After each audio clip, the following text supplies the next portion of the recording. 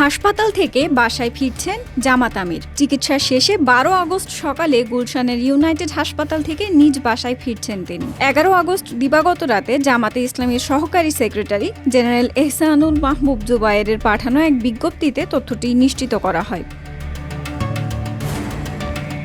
এতে বলা হয়, আলহামদুলিল্লাহ, জামাত আমির ডাক্তার শফিকুর রহমানের সফল অপারেশনের 10 দিন পর মঙ্গলবার সকাল 10টায় গুলশানের ইউনাইটেড হাসপাতাল থেকে নিজ বাসায় ফিরবেন। তার সুস্থতার জন্য দোয়া করায় তিনি দেশবাসীর প্রতি কৃতজ্ঞতা জ্ঞাপন করেছেন।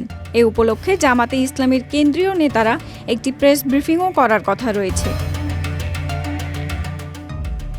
এর আগে হার্টে 3টি ব্লক ধরা পড়ায় 30 জুলাই বাইপাস সার্জারির উদ্দেশ্যে হাসপাতালে ভর্তি হন আমিরে জামাত। 2রা আগস্ট ইউনাইটেড হাসপাতালের chief cardiac surgeon doctor Jahangir কবিরের নেতৃত্বে তার সার্জারি সফলভাবে সম্পন্ন হয়। পরিবারের সদস্যরা দেশের বাহিরে উন্নত চিকিৎসার কথা বললেও দেশেই চিকিৎসা করার সিদ্ধান্ত নিয়েছিলেন ডাক্তার শফিকুর রহমান। গত 19 জুলাই রাজধানীর সোহরাওয়ার্দী উদ্যানে দলের জাতীয় সমাবেশে বক্তব্য দেওয়ার সময় মঞ্চে দুবার ঢলে পড়েন শফিকুর রহমান। সমাবেশ শেষে তাকে রাজধানীর ধানমন্ডির ইবনে সিনা হাসপাতালে নেওয়া হয়। সেদিন পরীক্ষা নিরীক্ষায় তেমন কিছু ধরা না পড়ায় পরদিন তিনি বাসায় ফিরে যান। এরপর ইউনাইটেড হাসপাতালে এনজিওগ্রাম করলে হার্টে ব্লক ধরা পড়ে।